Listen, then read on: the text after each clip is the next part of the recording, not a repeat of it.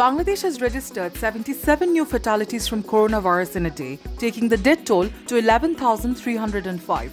The total cases amounted to 7,54,614 after 2,955 people tested positive for COVID-19 in the 24 hours, according to data released by the government.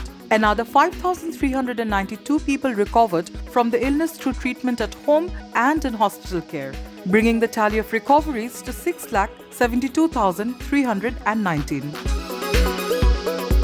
The government has extended the restriction on public movement and gathering for another week till May 5 in a bid to stem the spread of COVID-19. During the restricted movement, public transports and offices will remain closed, but stores and malls will be allowed to stay open from 10 a.m. to 8 p.m., the Cabinet Division said in a notice on Wednesday. The people are not receiving respite from the heat wave sweeping across the country at least in the next 2 days, says the Met Office. A mild to moderate heat wave is sweeping over the country at several places.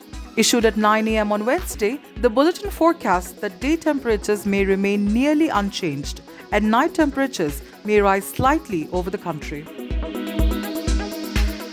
The foreign ministers of 6 countries, China, India, Bangladesh, Sri Lanka, Pakistan and Afghanistan, have said vaccine nationalism will hinder the global efforts to defeat COVID-19 and underscored the need for avoiding the immunity gap.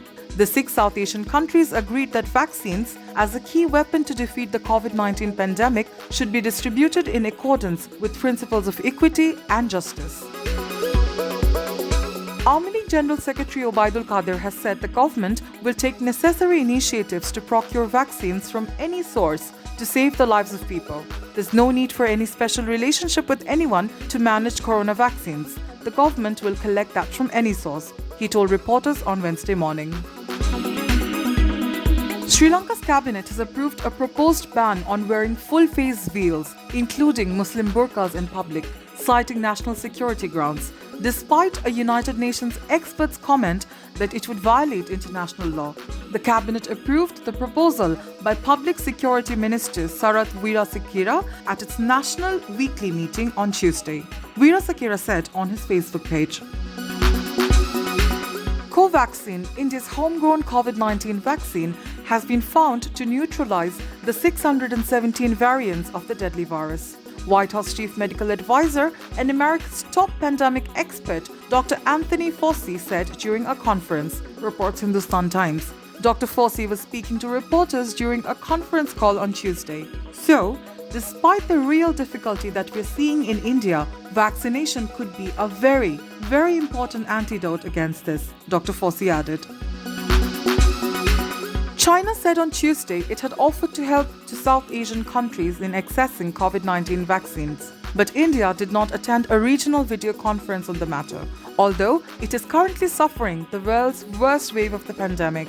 China's State Councillor and Foreign Minister Wang Yi hosted the conference attended by Afghanistan, Pakistan, Nepal, Sri Lanka and Bangladesh, to which China's neighbor and regional rival India was also invited, the Chinese Foreign Ministry said. Moscow on Wednesday expelled 7 European diplomats after their countries ordered Russian diplomats to leave in solidarity with the Czech Republic, which is engulfed in a diplomatic row with Russia. The Czech government this month accused Russian secret services of being behind a deadly explosion in an arms depot in the eastern Czech Republic in 2014. Sri Lanka's former Test cricketer and bowling coach Nuwan Zoysa was banned for 6 years on Wednesday by the International Cricket Council for match fixing during the T10 tournament in the United Arab Emirates. The ban on the 42-year-old is backdated to October 2018, when he was suspended pending an investigation into his conduct at the inaugural Sharjah tournament in 2017.